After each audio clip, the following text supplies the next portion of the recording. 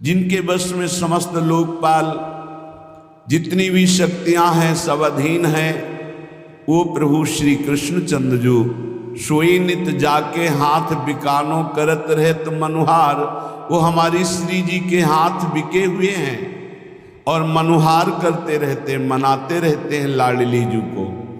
जिनके दर्शन के लिए बड़े बड़े ऋषि मुनि योग साधना करते हैं, वही प्रभु हमारी श्री लाडली जी की चरण सेवा की याचना करते हैं रात दिन। इसलिए ऐसे महासुख को प्रदान करने वाले राधा नाम का निरंतर रटन करो। प्यारे जू के प्रेम रस में सबसे पहला साधन है नाम जप। जितना अधिक नाम जप करोगे उतना ही आपके हृदय की मलिनता नष्ट होगी। जो निर्मल सिद्ध संत हैं वो भी निरंतर नाम जप करते रहते हैं। साधन नाम सम नहीं आन, नाम के बराबर कोई साधना नहीं है। नाम में मन नहीं लगता, ना लगे आप जपते रहिए, फिर इसका प्रभाव देख लीजिए। मन तो ऐसे फंस जाएगा जैसे चींटा गीले गुड़ में फंस जाता है, उसकी टांगें फंस गई, अब वो निकल नहीं सकता। ऐसे नाम मन को फंसा लेता है। आप जपिए तो भागने दो इसको, कितना भागेगा, जाएगा कहाँ है। हमारे सिवा इसका कोई आधार नहीं है। जैसे समुद्र में जल जहाज का पंछी कितनी भी उड़ान भरे, उसे आना जहाज में ही पड़ेगा, क्योंकि उसके लिए कोई आश्रय नहीं। ऐसे ही हमारा मन कितनी भी उड़ान भरे, उसको आना हमारे ही पास पड़ेगा, क्योंकि हम ही उसके आश्रय हैं। हमारी बिना स्वीकृति के वो कुछ नहीं कर सकता। इसलिए जो लोग ये डर रहे हैं कि नाम जप करते समय मन भागता है, क्या करूं, बिल्कुल डरने की जरूरत नहीं। बहुत धैर्यपूर्वक जहाँ जहाँ जाए वहाँ से हटा के नाम में लगाओ, या जहाँ जहाँ जाए वहाँ प्रभु को देखो। अगर ऐसा भी नहीं हो रहा तो छोड़ दो, नाम पर ध्यान दो। राधा राधा राधा, ये जाएगा कहाँ, भाग के इसे आना पड़ेगा। जपत शिव सनकादि शारद नारदादि सुजान, साधन नाम सम नहीं आन। भगवान शंकर को क्या चाहिए? समस्त बोध, शास्त्रों का, स्वरूप का, सिद्धियों का इन्हीं के चरणों की आराधना से होता है, देवाधिदेव महादेव की आराधना से। वो भी हरि नाम जपते हैं, वो भी भगवान नाम जप करते हैं। सनकादि को क्या, ये तो परम सिद्ध है, पर हरिशरणम हरिशरणम हरिशरणम। सरस्वती जी तो सबको बुद्धि प्रदान करती, पर ये भी नाम जप करती है। नारद जी का तो प्रसिद्ध ही है नारायण नारायण नारायण। ये सब सुजान ईश्वर कोटि के महापुरुष निरंतर नाम जप करते रहते हैं। इसलिए नाम से बढ़कर कोई साधना नहीं है। नाम के बल मिटत भीषण अशुभ भाग्य विधान। अशुभ भाग्य विधान जो हमें नाना प्रकार के दुख विपत्तियां संकट देते हैं, जो खूब नाम जप करता है उसके ऊपर किसी का प्रभाव नहीं पड़ता। विपत्तियां, अशुभ विनायक, भूत प्रेत पिशाच यक्ष राक्षस, किसी की ताकत नहीं। कुछ लोग कहते हैं कि, आप कहते हैं कि प्रेत सताता नहीं है, तो क्या प्रेत योनि नहीं है? क्या है? योनियां हैं, पर ये उनके लिए है जिनका कर्म भोग उपस्थित हो गया है। जैसे सृष्टि में सांप है, पर सबको काट लेगा क्या? उसी को काटेगा जिसका संस्कार है, कर्म भोग है। ऐसे ही हर योनियां हैं। कोई हमें कष्ट तभी देगा जब हमारा प्रारब्ध कर्म आ जाएगा भोगने के लिए। उसको सहन करने की सामर्थ्य या मिटाने की सामर्थ्य भगवान नाम में है।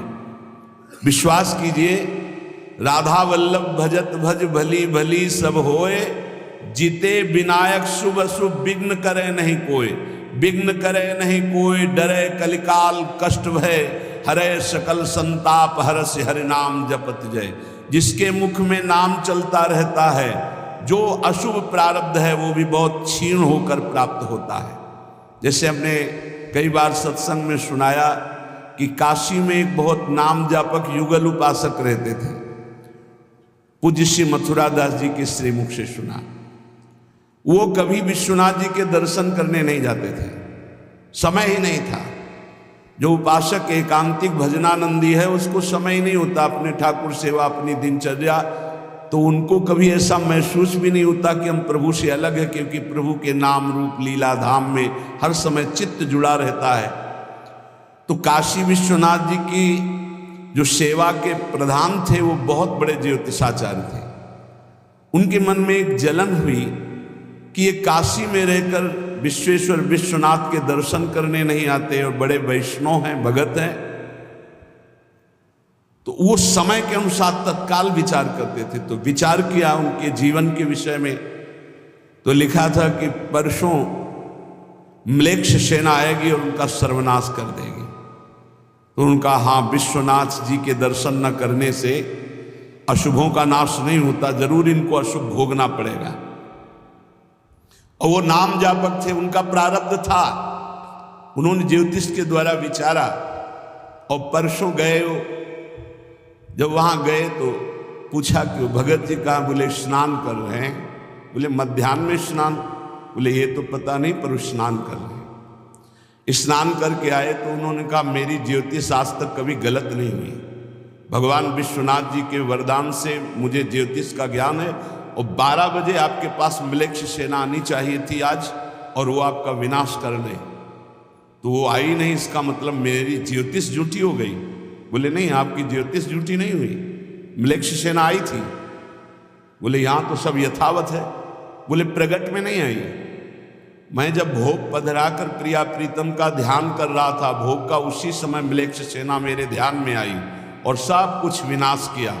फिर मेरा ध्यान टूटा, तो हमने सोचा चलो प्रगट में न सही, भाव में तो आई, तो इसीलिए स्नान करने गए थे, अब भोग उसारेंगे ठाकुर जी का।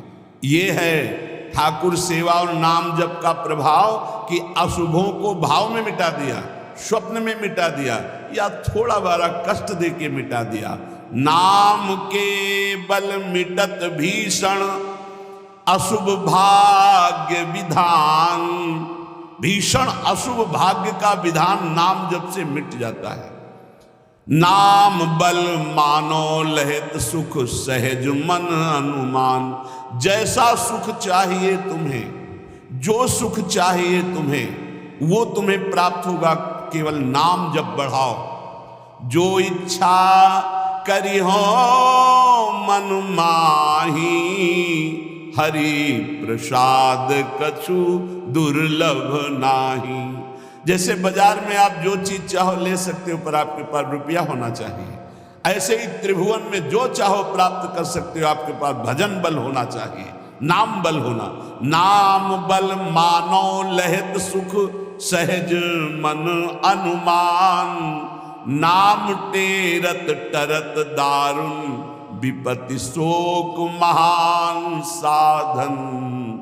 नाम स्वम नहीं आन। नाम के बराबर कोई साधना नहीं। जो मानो हर समय नाम रटता रहता है, तो मन के इच्छा के अनुसार उसको भोगों की प्राप्ति हो जाती है। भोगों की प्राप्ति ना चाहे तो भगवत साक्षात्कार हो जाता है। भगवत साक्षात्कार भी ना चाहे तो अद्भुत प्रेम प्रकट हो जाता है। नाम का प्रभाव। नाम टेरत टरत दारुण विपत्ति शोक महान। कोई कितनी भी विपत्ति शोक में हो, खूब नाम जप करो, देखो हर विपत्ति कोहरे की तरह नष्ट हो जाएगी।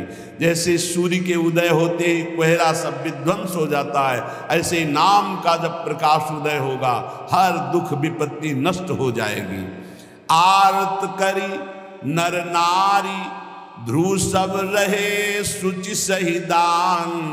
नाम के परताप ते जल पर तरे पाषाण। जिसने आर्त भाव से नाम जप किया हो, चाहे स्त्री हो, चाहे पुरुष हो, बालक हो, चाहे वृद्ध हो, ध्रुव माने परम सत्य, सब परम पवित्र हो गए और निहाल हो गए। जो भगवान नाम जप किए सब आनंद मस्त हो गए। अरे नाम ले ले करके जब नल नील ऐसे पत्थर रखते थे तो वो डूबे नहीं, नाम का नाम मुख से लेकर के रखते थे। ऐसा कोई न समझे कि पाषाण पे नाम लिख करके रखते, नाम उच्चारण करते, जय श्री राम, और पत्थर रख दिया तो तरा नहीं, क्योंकि मुनि का आशीर्वाद और नाम का प्रताप। नाम बल सागर उलांघ्यो सहज ही हनुमान। हनुमान जी महाराज भगवान के चरणों का चिंतन करते हुए जय श्री राम, पूरे समुद्र को लांघ गए। ये समुद्र से भी बढ़कर भव समुद्र है। अगर ठीक से नाम जप करो तो लांघना ही नहीं पड़ेगा, सूख जाएगा। नाम लेत भव सिंधु सुखाही, करहु विचार सुजन मन माही। नाम जितना जपोगे तो उसका प्रभाव होगा कि बहुत समुद्र सूख जाएगा, संसार से पार होना ही नहीं पड़ेगा, संपूर्ण संसार भगवत स्वरूप है ऐसा अनुभव में आ जाएगा। नाम बल संभव सकल जे, कछु असंभव जान। नाम देखो, बस मन लगाने की बात है। एक बात मान जाओ, कुछ भी असंभव नहीं है, कुछ भी असंभव नहीं। नाम से सब कुछ प्राप्त हो जाएगा, सब कुछ। नाम का अपार प्रताप। 18-20 साल से किडनी फेल है, चल रहे हैं, जीवन चल रहा, जो दिनचर्या चाहिए वो दिनचर्या चल रही। असंभव, ये असंभव जो संभव शब्द में बदलता है वो नाम से केवल बदलता है। सच्ची मानिए, नाम बल संभव सकल जे, कछु असंभव जान। जो असंभव लगता है कि ऐसा नहीं हो सकता, वो साफ संभव नाम बल से। अभी कैसे तुम्हें एक एक पल की घटना बताएं, जिस समय जो सेवा है उसी समय एक अपार बल आता है, वो सेवा करवा के चला जाता है।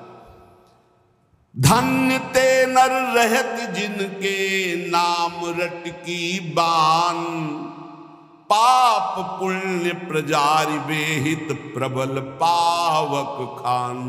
होत छिन महाछार निकसत नाम जान अजान, नाम की महिमा अमित को सकै करी गुणगान।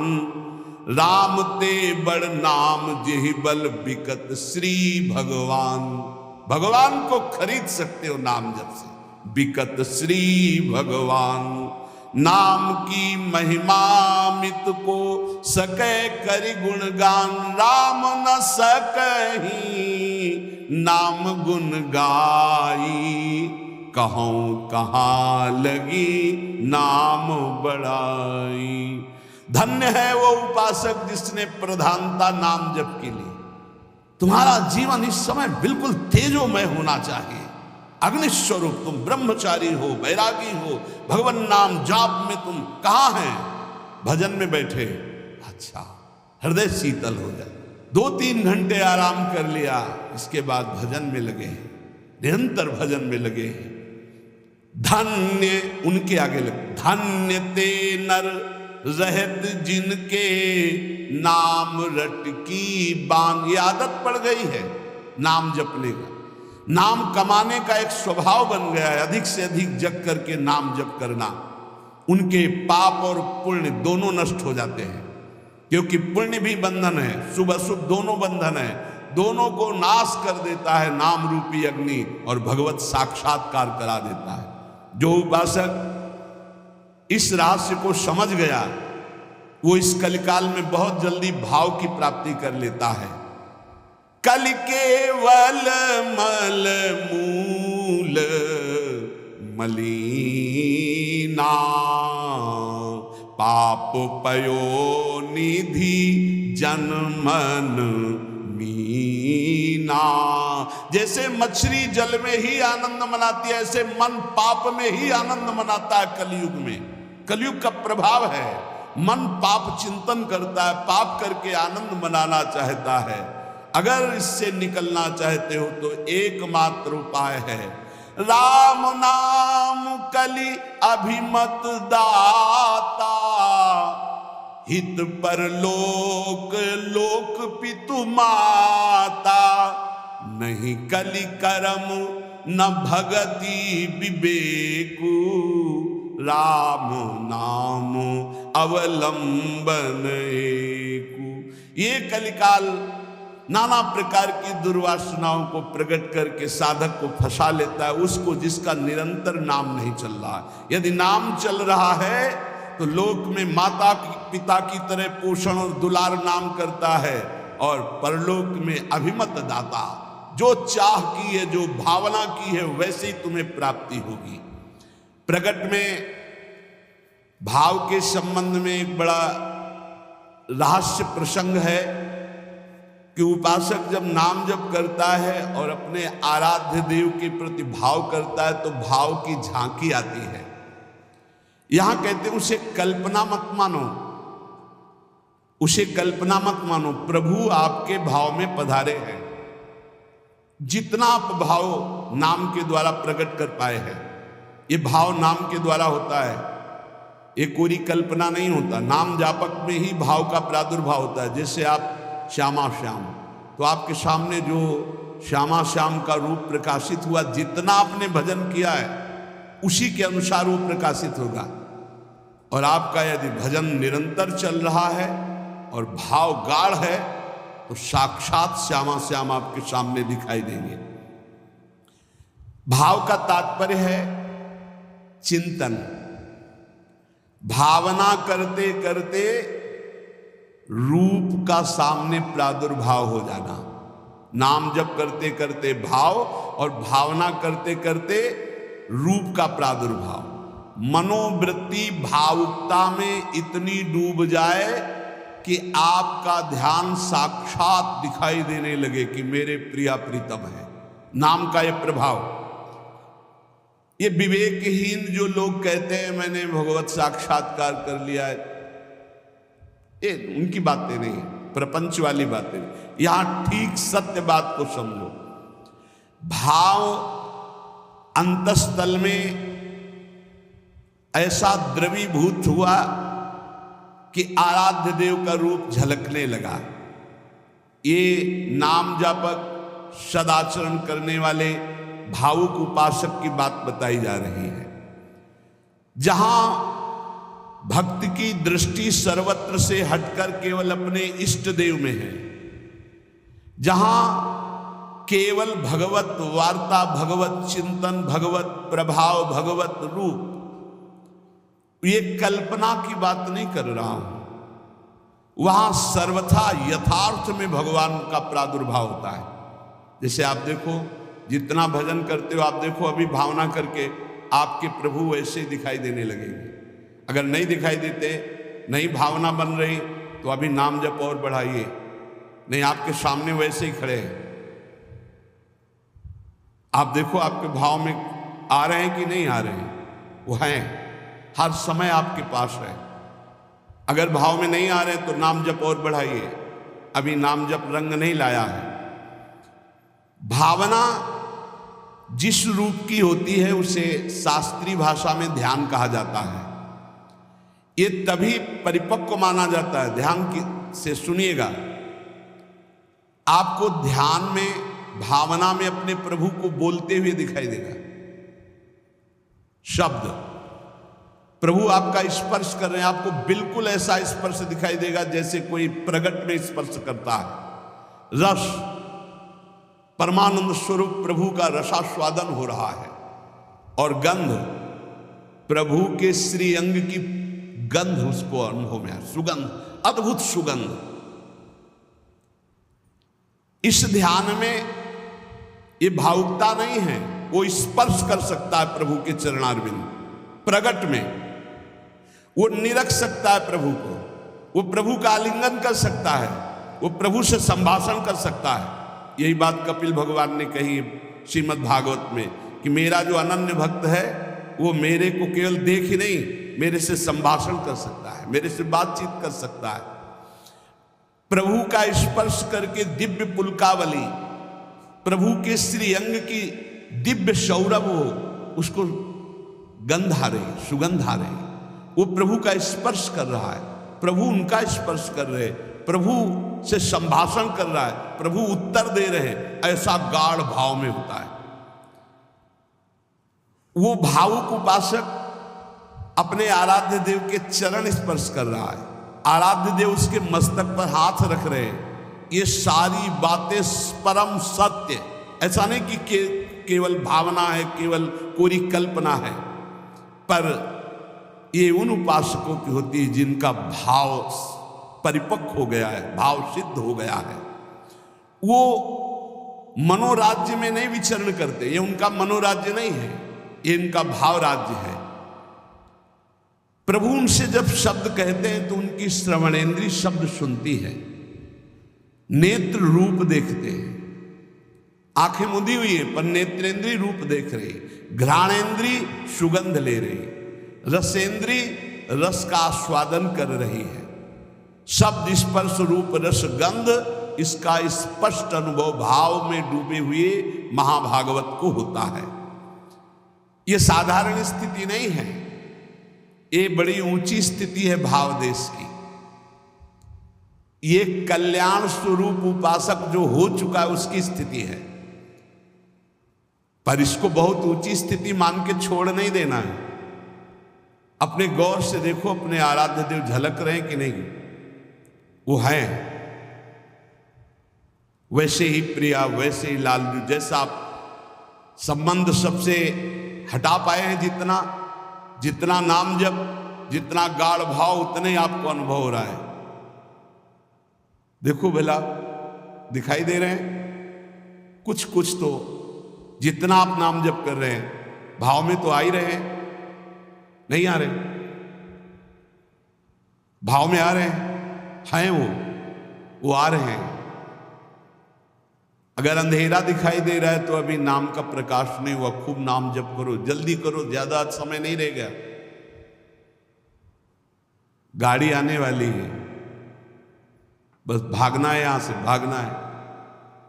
कुछ समेट नहीं पाओगे, जल्दी समेट लो मन और इंद्रियों को और लगा दो नाम पे, और भाव की प्राप्ति करके भाव देश से अपने देश में जाना है, अपने प्रिया प्रीतम के पास जाना। मान लो ये सब अज्ञानियों की बात न सुनो, और हमने उपासना की, भक्ति की, हमारे अमुक मर गए, अमुक क्या, तुम भी मरोगे, सब मरेंगे। यहाँ जाना है, यहाँ आए हो कमाने के लिए, भाव बनाने के लिए, भजन एकत्रित करने के लिए। जिसकी समझ में ना आए, आप तो सत्संगी हैं, आप तो बड़े कृपा पात्र हैं, आप तो समझ लीजिए, जाना है, तैयारी कर लो।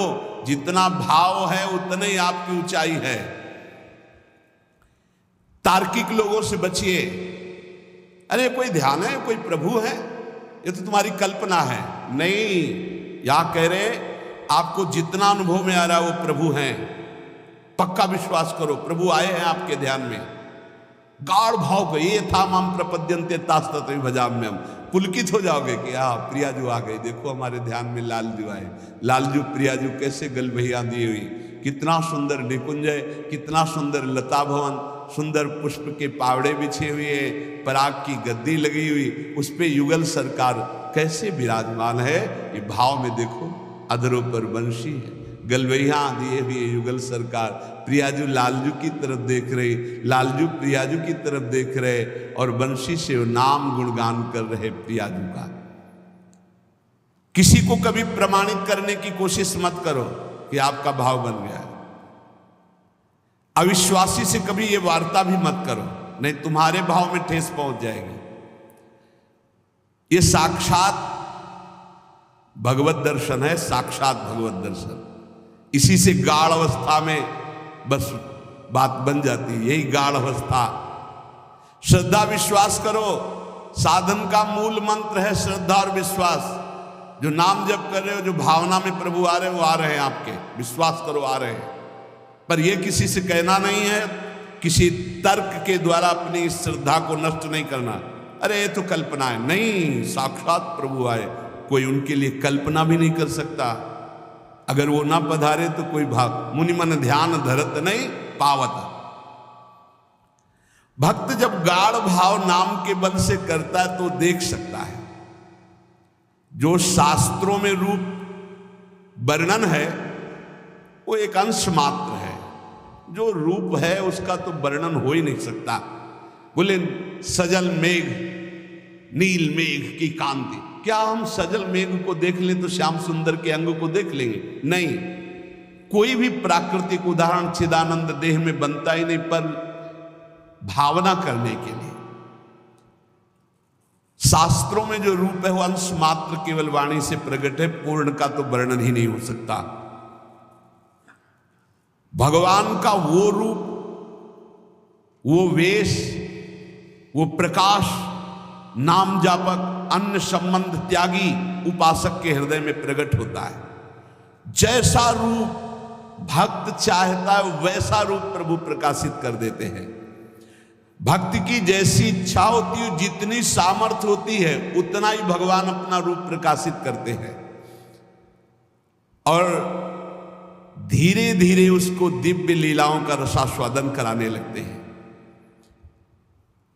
जो साधनाभिमानी हैं उनको ठग लेते हैं। काम क्रोध लोभ मोह मद मत्सर, वो भावदेश तक नहीं पहुंच पाते। जो साधनाभिमानी है, कभी कभी इनको मार्ग भ्रष्ट करने के लिए उपदेवता विघ्न डालने लगते हैं। छोटे मोटे चमत्कार, छोटे मोटे मन की बात जान लेना, छोटा मोटा ऐसा आकर्षण, और मार्ग से भ्रष्ट कर देते हैं। लेकिन ये उनकी बात है जो साधनाभिमानी है। जो कृपा पात्र जन है वो ना किसी से भयभीत होते हैं और ना कोई विघ्न उनके जीवन में डाल सकता है। मत चित्ता सर्व दुर्गाणि मत प्रसादात तरिष्यसि, भगवान कह रहे हैं मेरी कृपा से उनके सारे दोष नष्ट हो जाते हैं, मेरी कृपा से हर विघ्न से वो पार हो जाते हैं। मेरा भक्त आंख मूंद करके चले, मैं हाथ पकड़कर चलाता हूं। कोई देवता उपदेवता, कोई विघ्न विनायक किसी भी तरह का उपद्रव नहीं कर सकते उनकी साधना में।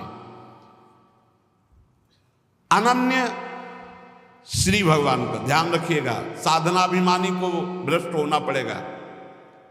अनन्य और निष्काम भाव से जो प्रियालाल की शरण में हैं, उनके योगक्षेम की जिम्मेवारी स्वयं भगवान लेते हैं। प्राप्ति की रक्षा करना, अप्राप्ति की प्राप्ति कराना उनकी जिम्मेवारी, इसलिए कोई भी विघ्न उसे परास्त नहीं कर सकता। जो प्रभु का अनन्य है और उन्हीं से सारी कामनाएं हैं, प्रभु से ही। बड़े वेग से भगवान की तरफ आंख मूंद कर दौड़ता है, पर वो गिरता नहीं है, ना कोई गिरा सकता है उसको, क्योंकि आसपास ऐसे भगवान चलाते हैं भक्त को। जैसे छोटे बच्चे को मां इधर गिरे तो बाहु में, इधर गिरे तो अजान बाहु अभयद भुज दंड मूल, बड़ी मस्ती रहती, कोई विघ्न नहीं। अर्पित आत्मा जो भगवद अर्पित हो चुका है, उसके जीवन का बहुत आनंदमय स्वरूप होता है। कोई विघ्न नहीं, आंख मूंद के दौड़ने पर भी वो नहीं गिरेगा।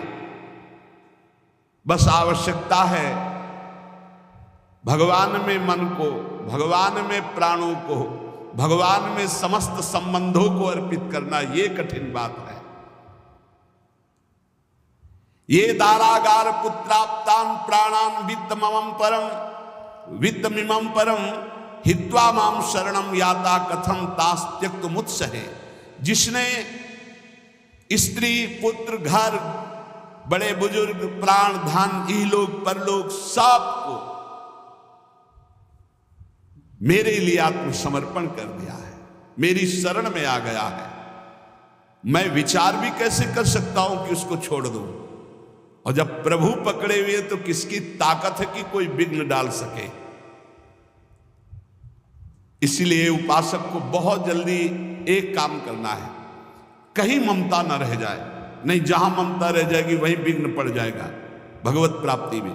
तन मन धन सर्वतो भावेन एकमात्र आराध्य देव श्यामा श्याम के चरणों में समर्पित निष्प्रिय, निरीह, मोक्ष की भी इच्छा नहीं, श्री हरिचरणों में पूर्ण समर्पण, तब पूरी जिम्मेवारी भगवान ले लेते हैं। आप निश्चिंत हो जाओ, निःशोक हो जाओ, निर्भय हो जाओ। साधना का जो परिपक्व स्वरूप है वो भावना है। भावना के मूल में श्रद्धा और विश्वास है। भावना कभी मिथ्या या कल्पना नहीं होती। उपासक को भाव से ही रसास्वादन मिलता है। भावोत्सवेन भजताम रसकाम धेनुम तम राधिका चरण रेणु मामिस्म। यदि भाव नहीं उत्पन्न हुआ तो अभी जीवन सुन। साधना की अवस्था में आपको लाभ मिला है क्या? भाव। भाव साधु को, साधक को, भक्त को, उपासक को उपलब्धि हुई है तो क्या उपलब्धि हुई? भाव। जैसे ज्ञान मार्ग में भी भाव है, ब्रह्म भाव। भगवत भाव में है सखा भाव, दास्य भाव, वात्सल्य भाव, गोपी भाव, सहचरी भाव। भाव की प्राप्ति होना। श्रद्धाहीन, मिथ्याचारी, मनमानी आचरण करने वालों को भाव का परिचय ही नहीं है, जानते ही नहीं कि भाव क्या है। सच्ची मानिए, जिस दिन आप भाव में डूबने लगेंगे आपको कहीं जाने आने की जरूरत नहीं। यहां के ठाकुर का दर्शन नहीं हुआ तो विश्व में कहीं भी दर्शन करे और शांति नहीं मिलने वाली। इसलिए जो भगवत कृपा पात्र होते हैं वो अंतर में घुसना प्रारंभ कर देते हैं। अंतर्मुख होकर के अपने हृदय देश के ठाकुर के दर्शन की चेष्टा करते हैं। हृदय के भगवान का साक्षात्कार हो गया तो सर्वत्र होगा। और सर्वत्र घूमिए आप, हृदय के ठाकुर का साक्षात्कार नहीं तो कुछ हाथ नहीं लगेगा। करके देख लो। मन चराओ, मन को घुमाओ, आंखें चराओ, लेकिन हृदय के ठाकुर का साक्षात्कार नहीं हुआ तो विश्राम नहीं मिलेगा। देखो, ये भाव राज्य है। इसमें स्थूल से सूक्ष्म, सूक्ष्म से सूक्ष्मतर और सूक्ष्मतर से सूक्ष्मतम में प्रवेश होता है। ये दिव्य भावना का लोक है। स्थूल, सूक्ष्म, कारण, भाव, चिन्मय, 5 भेद है। पहले स्थूल भाव बनता है। कैसे? शरीर से प्रकट सेवा में खूब तन्मयता। शरीर से जैसी आज्ञा हुई, जहां हमें खड़ा कर दिया गया वही शरीर प्रधान। फिर अंतर में घुसता है, अंतःकरण प्रधान, सूक्ष्म शरीर, चिंतन प्रधान। अब बाहर की क्रियाएं तो पहले से ही संयमित हो चुकी है। अब जैसी गुरु आज्ञा वैसा अंदर चिंतन प्रधान। फिर कारण स्वभाव प्रधान हो गया। या जो पर्यो मोहि सहज स्वभाव, श्री हरिवंश नाम रस चाओ, श्रुतौ राधिका कीर्तिरंता स्वभावे। अब उसका स्वभाव बन गया भगवत लीला गाना, भगवत लीला सुनना, भगवत नाम जप करना, भगवत कीर्तन करना, भगवत सेवा करना। तब प्रकट होता है भाव। स्थूल, सूक्ष्म, कारण, तीनों का परिवर्तन जो कर दे उसका नाम भाव। भाव के आगे चिन्मय देह की प्राप्ति होती है, जिसे भाव देह कहते हैं। ये बड़ा विलक्षण होता है। न स्थूल होता है, न सूक्ष्म होता है, न कारण होता है, न यातना देह होता है, न देव देह होता है, न स्वाप्निक देह होता है। एक अलौकिक चिन्मय भाव देह है। ये नित्य, जैसे प्रिया प्रीतम वैसा ये नित्य है चिन्मय देह। ये देह केवल कहने मात्र को, ये शुद्ध भगवत स्वरूप है। इसमें देह जनित कुछ नहीं है। हड्डी, मांस या पुरुष स्त्री के चिन्ह, ये सब नहीं है भाव देह में। अब आप विचार कीजिए, ये जो लीलाएं हैं ये चिन्मय देह से हो रही है। जहां ना स्त्री चिन्ह है, ना पुरुष चिन्ह है, ना रक्त है, न मांस है, न मज्जा है, न हड्डी है, न विकार है। निर्विकार चिदानंद चिन्मय देह। कैसे जानोगे कैसी रास हो रही है? यहां देह और देही का भेद नहीं। जैसे आत्मा अलग है, देह अलग है। यहां माया का पर्दा नहीं है। यहां बहिरंग प्रकृति का प्रवेश नहीं है। यहां अंतरंगा योग माया का भी प्रवेश नहीं है। यहां माया की चादर डालकर भगवान नहीं खेलते, यहां खुला खेल हो रहा है चिदानंद में। जैसे यहां तो माया की चादर पड़ी हुई, पहले देह फिर अंदर बैठा हुआ चिदानंद तत्व है, उसे कोई बिरला ज्ञानी जानता। समात्मा सुदुर्लभा वासुदेवास्वरमिति। इस चिन्मय भावदेह की जब प्राप्ति होती है तो केवल प्रिया प्रीतम के मिलन आनंद की व्यवस्था करना और उसी आनंद में पूर्णानंद में डूबना। जैसी हरिवंश लाल ललना मिली तो हियो सिरावत मोर, चिदानंद भाव देश से चरी। इसमें जो चरम सुख है उसके आगे मोक्ष सुख कड़ुआ लगता है। यह रहस्य तभी खुलता है जब दिव्य लीला राज्य के भावरस में डूबे हुए किसी भावुक महापुरुष की शरणागति मिल जाए और उनकी बताई हुई उपासना के क्रम से स्थूल शरीर, सूक्ष्म शरीर, कारण शरीर, तीनों से परे भाव, भाव से भी गाढ़ भाव दे चिदानंदमय की प्राप्ति, तब इस लीला में प्रवेश हुआ। प्रभु की प्राप्ति के अनेकों निश्चित मार्ग सत्य हैं जो मोक्ष प्रदान करते हैं, प्रेम भी प्रदान करते हैं, परंतु ये कुछ विलक्षण है। लीला संदोह में प्रवेश करने के लिए सखी भावापन्न होना ही पड़ेगा। देखो, जब नारद जी ने हठ किया कि मुझे आपकी ब्रज लीला रास देखना है तो उनको नारद जी से गोपी बनना पड़ा। अर्जुन जी को भी गोपी बनना पड़ा। भगवान शंकर जी ने जब चाहा तो इनको भी गोपी बनना पड़ा। ब्रज लीला के रास में अर्जुन को, नारद जी को, भगवान शंकर को गोपी बन करके प्रवेश दिलाए। लेकिन नवनिवृत्त निकुंज में तो सहचरी भाव के बिना प्रवेश। तीन गोपिन ते दुर्लभ माई नित्य विहार सहज सुखदाई। यहां धाम, परिकर, खगमृग, पशु पंछी सब चिदानंद। यहां दो नहीं, सब एक है। प्रिया, लाल, खग, मृग, पशु पंछी, वृंदावन, सहचरिया, सब का सब एक ही परम तत्व, हित, प्रेम। प्रेम, ये प्रेम का वही। इस नित्य परिकर में भाव देह से सम्मिलित हुआ जाता है। भाव देह के बिना रास और विलास ये परम गुह्य रहस्य है, इसे कोई नहीं जान सकता। ये तर्कों के द्वारा, विद्वता के द्वारा, शास्त्रों के द्वारा प्रमाणित नहीं किया जा सकता, क्योंकि जितने प्रमाण दोगे सब योग माया के अंतर्गत होंगे। योग मायातीत, पहले तो मायातीत, मलिन त्रिगुण माया, सतोगुण, रजोगुण, तमोगुण, फिर इससे भी विशुद्ध जो योग माया, उसके ऊपर जब जाओ तब नवनिवृत्त निकुंज का रस। न लोक संग्रह है, न जगत के प्राणी हैं, न जगत की भावनाएं हैं, न जगत का भोग है। एक अलौकिक दिव्य धाम नवनिवृत्त निकुंज, जहां एक से भिन्न कुछ भी नहीं, ना लोक, ना जगत, ना प्राणी, न वस्तु, न सूर्य, न चंद्रमा, न शरीर, सब चिदानंद, सब प्रेममय। वृंदावन प्रेममय, खगमृग पशु पंछी प्रेममय, यमुना जी प्रेममय, प्रियालाल प्रेम के खिलौना दो खेलत है प्रेम, प्रेम प्रेम प्रेम। और चिदानंद देह को सुन चुके हैं आप। निर्विकार, स्त्री पुरुष चिन्हों से रहे। चिदानंद में देह तुम्हारी, विगत विकार जान अधिकारी। नित्य दिव्य रसमयी रासलीला का रहस्य ये माया मुग्ध मानव किसी भी तरह से नहीं जान सकता।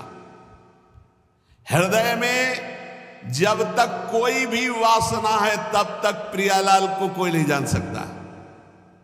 रास के ज्ञान को जानने के लिए ब्रह्म ज्ञानी भी नहीं परिपूर्ण है कि ब्रह्म ज्ञान हो गया तो रास का ज्ञान उसे हो जाएगा।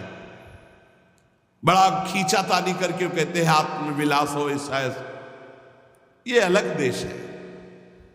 अगर एक खींचातानी वही ज्ञान से होता तो परम ज्ञानी जो महान पुरुष श्री सुखदेव जी हैं वो सीधे आत्मविलास का वर्णन करते।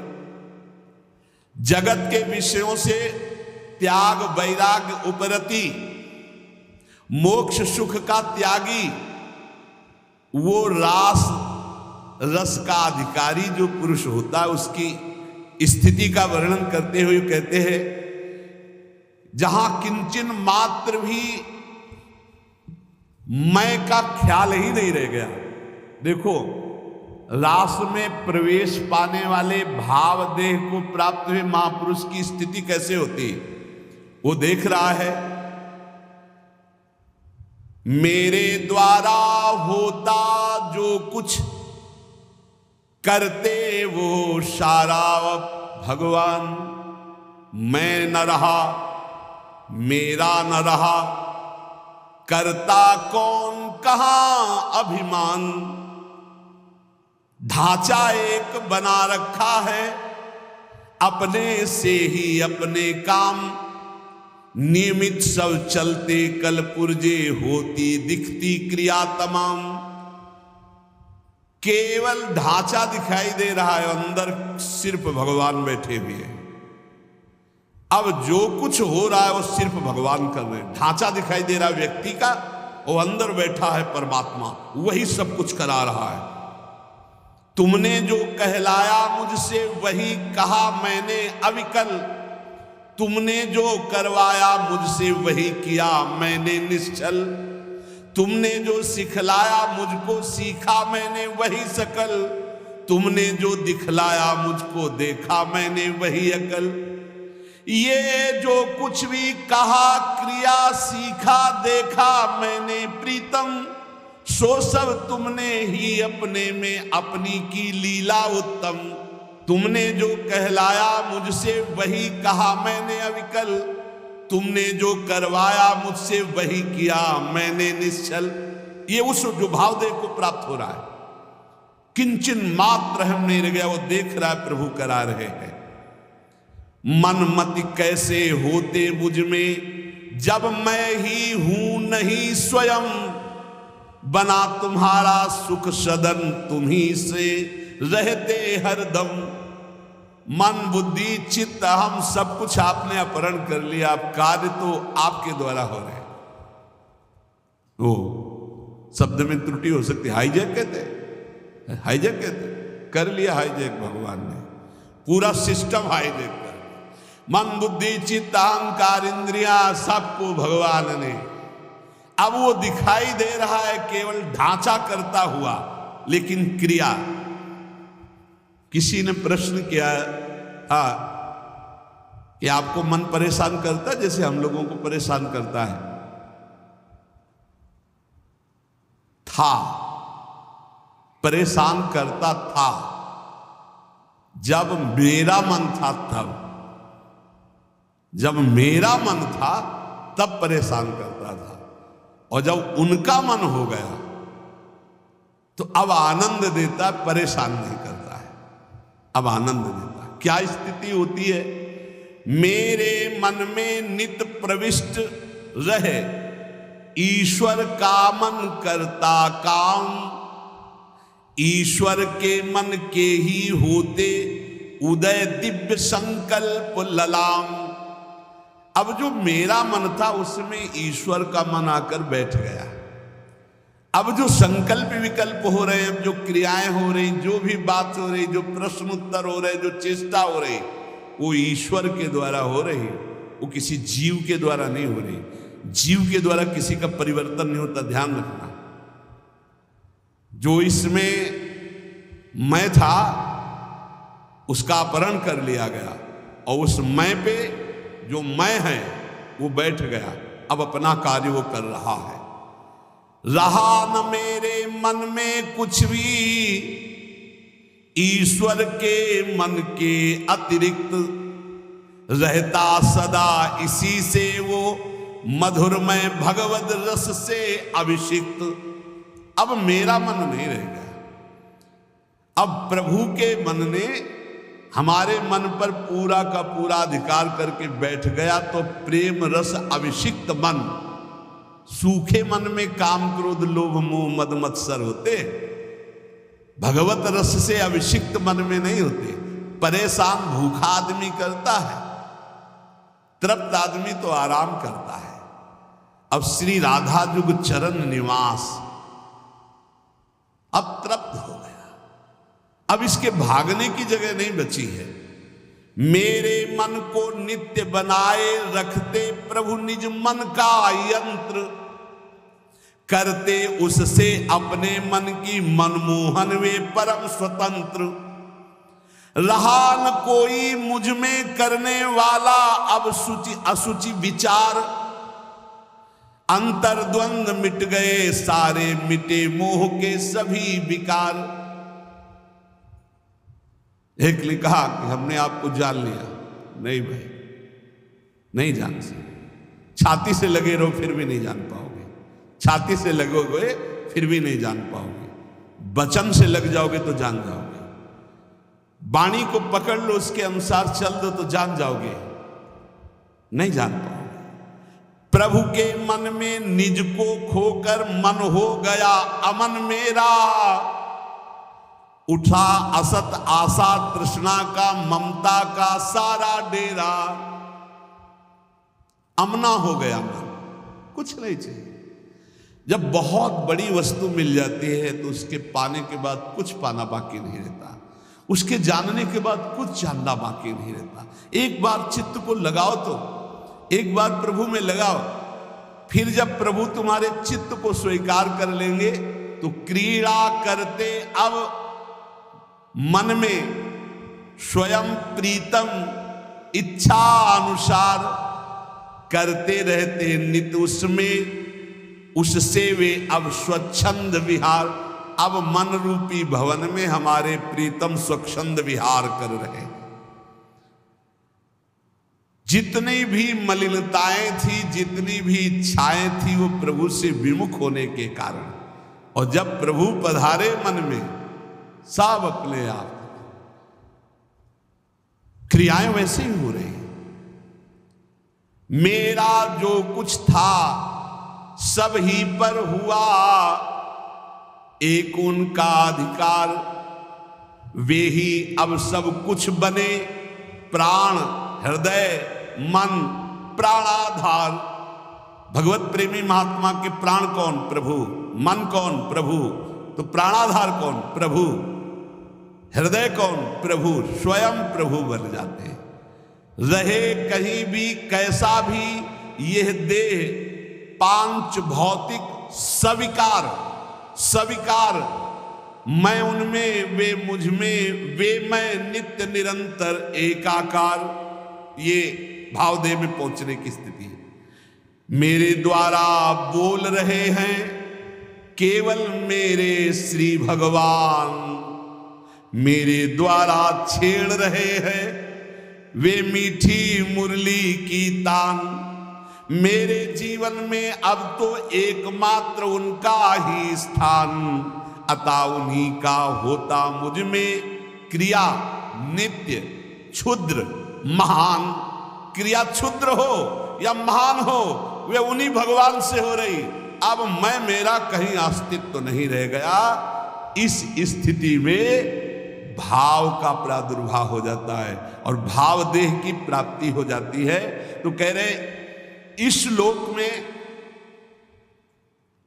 आराध्य देव से भिन्न कहीं भी जिसकी ममता नहीं है, उसके लिए कोई संसार नहीं है, उसके लिए कोई प्राणी नहीं है, यहां तक कि अपना भी अस्तित्व नहीं रह गया। देखो साधना को समझिए, अपना भी अस्तित्व नहीं रह गया।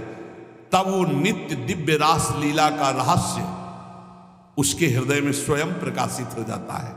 ये माया मुग्ध मानव अपनी बुद्धि लड़ाकर रास को समझना चाहे तो कदापि नहीं। कौन अधिकारी है? बोले जिसका इस लोक में कोई भी नहीं है, अपनी ममता कहीं नहीं है, जगत में पूरे ना कोई प्राणी पदार्थ में, यहां तक कि अपना भी अस्तित्व खो गया, वो रास का अधिकारी। इसीलिए कई बच्चा के पेट, बच्चा बन जाओ, आचार्य शरणागत हो जाओ, स्थिति वो प्रदान कर देंगे। हृदय में जब तक थोड़ी भी वासना का अंधकार है, वो इस रास के ज्ञान से आलोकित नहीं हो सकता है। जगत के विषयों से त्याग, वैराग, उपरति के अनंतर रसिक महापुरुष की विशिष्ट कृपा, तब वो रास रहस्य का ज्ञाता होता है। श्री श्यामा श्याम की किंचित कृपा से रहस्य प्रकाशित होता है। ये लोक नहीं रह जाता, मृत्यु लोक नहीं रह जाता उसकी दृष्टि में, ये सब दिव्य वृंदावन हो जाता। कहीं भी हो रहे उसकी दृष्टि वृंदावन में ही रहती।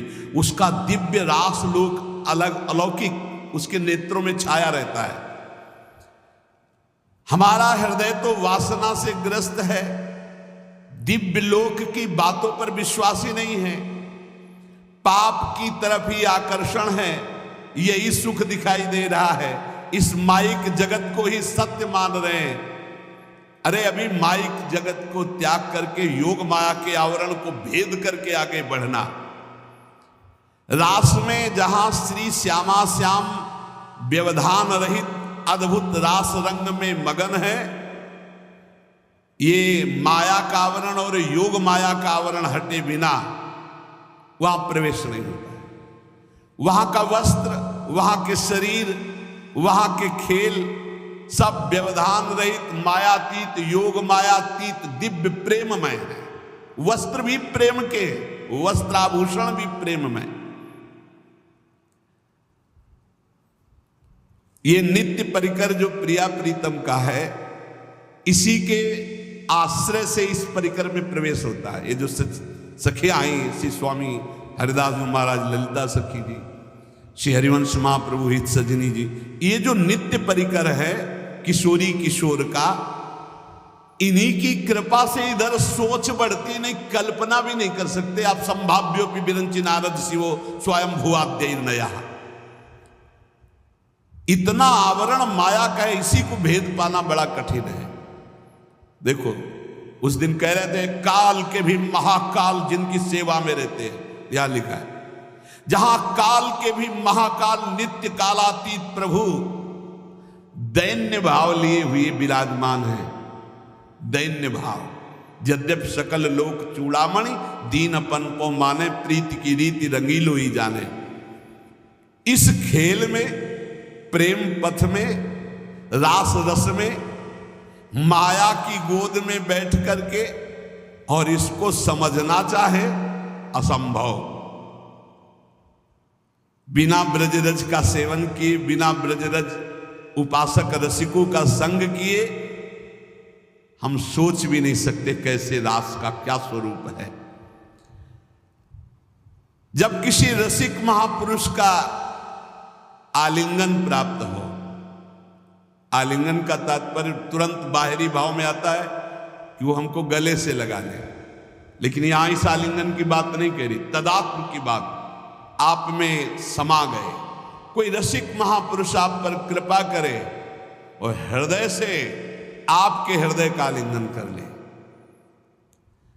और आप पूर्ण त्रिभुवन में काम विजयी हो जाएं। कोई त्रिभुवन में मृत्युलोक की सुंदरता, क्या देव गंधर्व लोक की भी सुंदरता, ब्रह्मलोक की भी सुंदरता आपको आकर्षित न कर पावे। इस कोटि का वैराग्य, जहां यत किंचन मात्र ब्रह्मलोक तक का कोई भी भोग आकर्षण न पैदा कर पावे, वो इस मलिन माया को पार करके ठीक उस रास लीला परम धाम की तरफ जाने का अधिकारी होता है। कितनी ऊंचाई चाहिए, इसीलिए बच्चा बन जाओ। बहुत ऊंचे नहीं बन पाओगे, बच्चा बन जाओ। साधारण मानव समाज अपने धर्म में तो चल नहीं पा रहा, वर्णाश्रम धर्म की तो बात ही दूर हो गई, वैदिक सिद्धांतों तक तो पहुंच ही नहीं हो रही है। धर्म का जब तक पालन नहीं, तब तक पाप वासना भ्रष्ट किए हुए कैसे कोई समझेगा प्रिया प्रीतम की बात।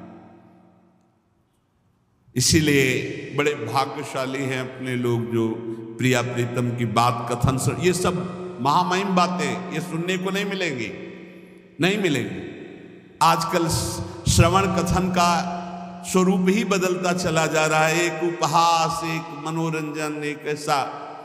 ये जो मायाकृत है, कैसे जानेंगे रास, कैसे जानेंगे भगवान की इस प्रेम विलास को? अरे भक्त तो धर्म राज्य, वैदिक सिद्धांत राज्य, यहां तक कि मोक्ष पदवी से ऊपर उठा हुआ प्रेम राज्य में जब पहुंचता तब ये दिखाई देता है रास क्या है, राधा कृष्ण का स्वरूप क्या है। भावलीला में मानवीय कर्म चेष्टा का प्रवेश ही नहीं है। ये मानव जगत आदर्श के शिखर तक मानव कर्म पहुंचते हैं, रासलीला में नहीं। ये रासलीला भावलीला है, ये भावदेह से होती है। जैसे ब्रज में जो रास हुई, जब भगवान श्री कृष्ण की बंसी बजी तो सब गोपियां भगवान श्री कृष्ण के समीप पहुंची, तो हर गोपी अपने पति के पास सोई हुई थी, जहां जो जैसी थी व्यवस्था में। शरीर से एक भी गोपी नहीं गई। पूज्य महाराज भाई जी महाराज कह रहे, गोपी अपने अपने पति पुत्रों के पास थी, मानव देह मानव के पास था, और भाव देह चिदानंद में दिव्य रूप से वो भगवान के समीप गई, रास में सम्मिलित हुई।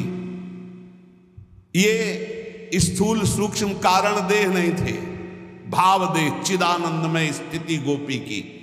चिन्मय देह भाव देह में दिव्य अलौकिकता होती, उसमें स्त्री पुरुष के चिन्ह ये सब भाव नहीं होते। इस माया देह को वहीं छोड़ दिया था अपने अपने घरों में, और सब भाव देह से पहुंची हुई थी।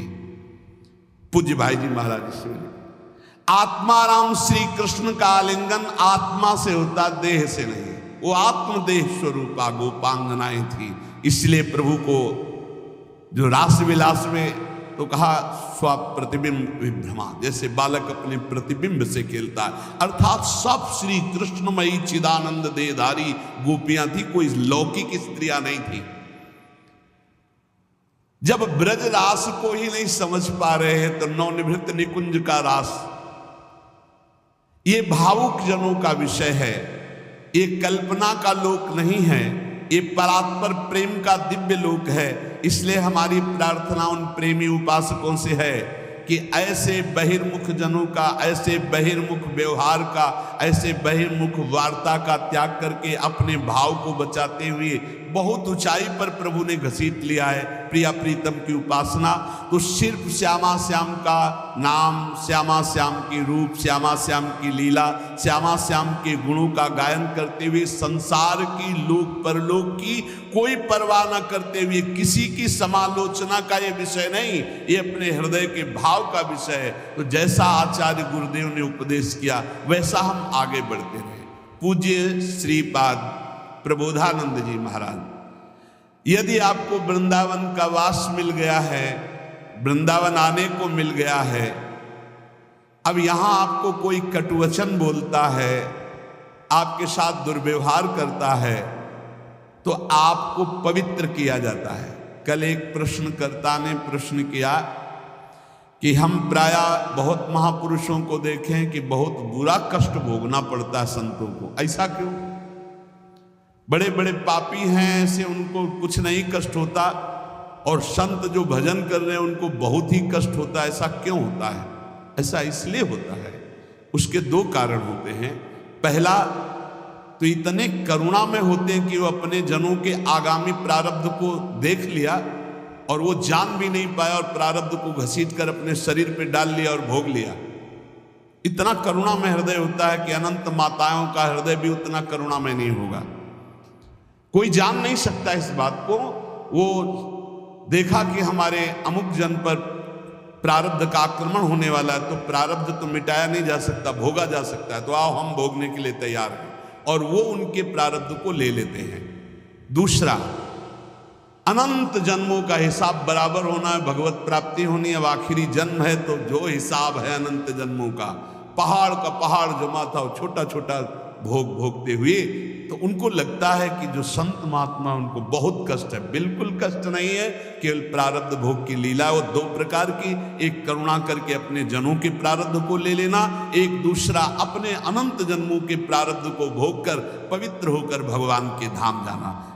दूसरा जो पापात्मा जन है, उनके जो वर्तमान के पाप हैं और पूर्व के पुण्य उनके काम कर रहे हैं, इसलिए उनको कष्ट नहीं दिखाई दे रहा। लेकिन जब पूर्व का पुण्य समाप्त हो जाएगा, वर्तमान का पाप और पूर्व का पाप लगे, तब उनकी दुर्गति हो जाएगी।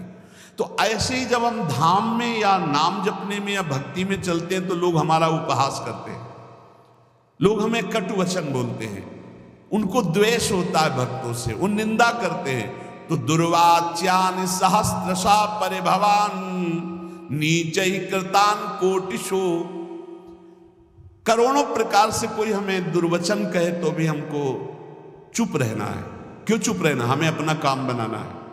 वो दुर्वचन बोलेगा, हमारे पाप नष्ट हो जाएंगे, हृदय में जलन होगी ना, तो हमारा हृदय पवित्र होगा। हृदय भगवान के लिए सुंदर महल है, सुंदर निकुंज है।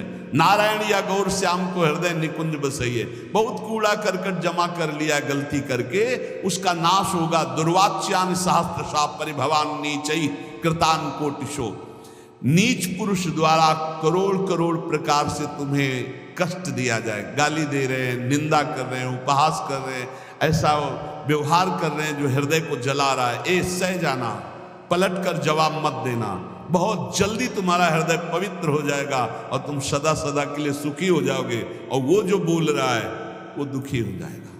उमा क्षमा साप होते भारी, तुम चुप रहो, मत बोलो।